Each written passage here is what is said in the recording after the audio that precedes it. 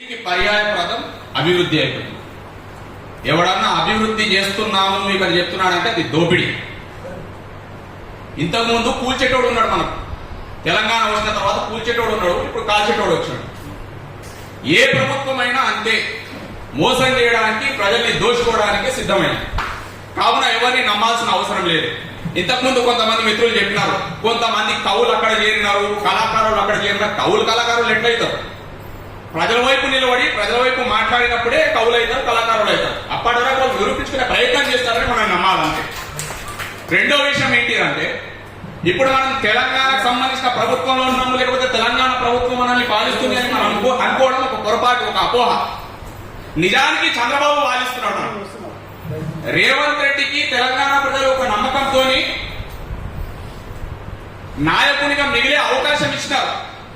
నాయకునిగా మిగిలే అవకాశాన్ని నువ్వు నాయకునిగా మిగిలే ప్రయత్నం చేస్తావా, లేకపోతే చంద్రబాబు మోకాళ్ళ నీళ్లు తాగి అతన్ని ప్రసన్నం చేసుకునే ప్రయత్నం చేస్తావా నువ్వు తెలుసుకోవాలి.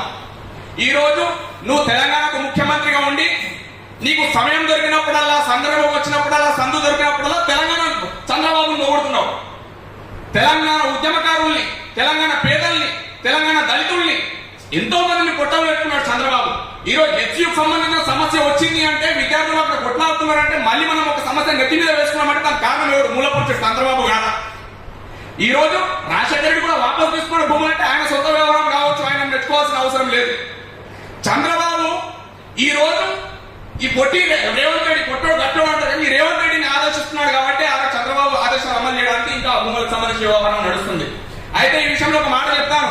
ఇక్కడ మ్యానిపులేట్ చేయడానికి, ఉన్న మ్యాటర్ని ఫ్యాబ్రికేట్ చేయడానికి ఒక దినపత్రికలో, ఎల్లో మీడియా దినపత్రికలో 3 రోజులు వార్తలు వస్తాయి. మనం దాన్ని గమనించాలి. చాలా సైకలాజికల్ డిస్టర్బెన్స్. వాడు ఏం రాస్తాడు ఆ పత్రికలో అంటే, క్యాంబ్రిడ్జ్ యూనివర్సిటీకి 200 ఎకరాలే ఉందంట, అక్కడ సౌదీ అరేబియా యూనివర్సిటీకి 30 ఎకరాలేనంట, అక్కడ ఢిల్లీలో ఉన్న యూనివర్సిటీకి 49 ఎకరాలేనంట. అంటే ఏం చెప్తున్నావు నువ్వు?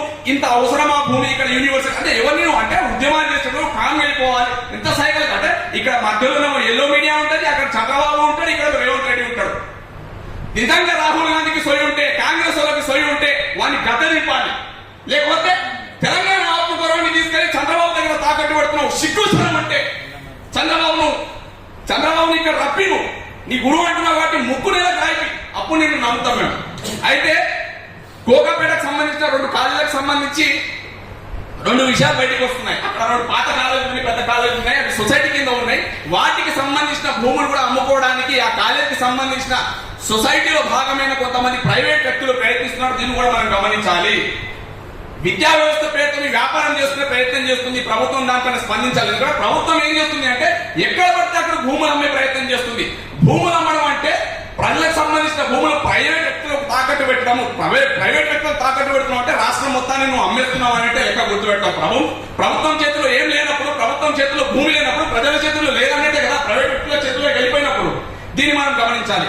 ఈ రోజు ప్రజల్ని వంచడము, భూములు బలవంతంగా లాక్కోవడం, దోపిడీ చేయడము, కార్పొరేట్ విద్యా సంస్థల మీద కార్పొరేట్ శక్తులకు వత్తాసు పలకడం అభివృద్ధి అయిపోయింది. దాన్ని మనం అభివృద్ధి పేరుతో మనం చప్పట్లు కొడుతున్నాం అంటే మనకు సోయి లేదన్నట్టే లెక్క.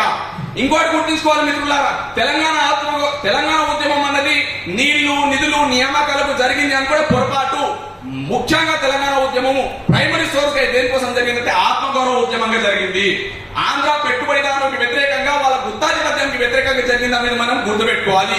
ఈ రోజు మళ్ళీ ఆంధ్ర పెట్టుబడిదారులు లేదా చంద్రబాబు లాంటి దుర్మార్గులు లేదా రేవంత్ రెడ్డి లాంటి తొత్తులు మనల్ని పాలిస్తున్నారు అంటే మనం ఎక్కడున్నామా, మనం ఏం సోయితో పని చేస్తున్నామా, వాళ్ళకి మనం ఇంకా ఇక్కడ పెట్టుకుని మీటింగ్ మాట్లాడుతున్నాము, రోడ్ల మీదకి రాలేదంటే మనం చాలా వెనుకబడి ఉన్నామనంటే లెక్క. ఒక్క విషయం మాట్లాడి ముగించుకుంటున్నాను. ఇంతకు ముందున్న ప్రభుత్వం నార్త్ ఇండియన్స్ ని ఎంకరేజ్ చేసింది. హైదరాబాద్ లో ఎటు చూసినా హిందీలో బోర్డులు వస్తున్నాయి, తెలుగులో బోర్డులు ఎందుకు ఉండట్లేదు? వీడేమో సంస్కృతం ప్రవేశపెడతారంటే వాడు హిందీని ఎంకరేజ్ చేసాడు. గంగాజమున తరిచిబని ఉర్దూని ఎంకరేజ్ చేయలేదు నువ్వు, హిందీని. ఈ రోజు నార్త్ ఇండియాలో మొత్తం కూడా మన తెలంగాణని శాసించే స్థాయికి వచ్చినారంటే దానికి కారణం ఏంటిది? మన ఆత్మగౌరవం ఎక్కడ పెడుతున్నాము? విశాల హృదయం అని మనం చెప్పుకోవాల్సిన అవసరం లేదు. కొంచెం నేరో మైండెడ్ గా వెళ్ళి గట్టిగా కూర్చునే అవకాశం ఉంది. దాంతో పాటు ఇంకా చాలా సమస్యలు ఉన్నాయి. నేను ఒకే ఒక విషయం చెప్తున్నాను. తెలంగాణ ఆత్మగౌరవాన్ని తాకట్టు పెట్టే ఎటువంటి నాయకుడు అయినా, ఎంత పెద్ద కవి అయినా ఇచ్చిపెట్టే ప్రసక్తే లేదు. మనం రోడ్ల మీదకి వచ్చి రాళ్లు విసిరి వాళ్ళని ఏం చేయడానికి సిద్ధమని చెప్తున్నాను. అదేవిధంగా మన నాగర్ కర్నూలులో నాగర్ కర్నూలు, వనపర్తి, కొల్లాపూర్ ఈ నియోజకవర్గాలకు సంబంధించిన పాలమూరు, రంగారెడ్డి, ఎత్తిపోలకు సంబంధించి నష్టపరిహారం ప్రభుత్వం తరఫు నుండి వచ్చింది. పెద్ద సమస్య కాబట్టి చెప్తున్నాను. అయితే అక్కడ ఏం జరిగింది అంటే నష్టపరిహారం వస్తుంది అని తెలుసుకున్న కొంతమంది పెట్టుబడిదారులు లేదా అక్కడ కులస్తులు తెలిసిన వాళ్ళు ఒక ప్లానింగ్ గా, ఒక స్ట్రాటజీగా ఏం చేస్తారంటే ఒక ఫైనాన్స్ ని స్థాపించి అక్కడ డబ్బులు ఎవరైతే పేదల అకౌంట్ లోకి వచ్చినా వాళ్ళ చేతిలోకి వచ్చినప్పుడు ఆ డబ్బులు వీళ్ళ దగ్గరకు వచ్చేటట్టు చేసుకున్నాం, మిత్తికి ఇస్తాము, దానికి ఇస్తాము, దీనికి ఇస్తామని చెప్పేసి తర్వాత ప్లేట్ ఫినాన్స్ దాదాపు 200 కోట్లకు పైగా పెద్ద స్కామ్ జరిగింది.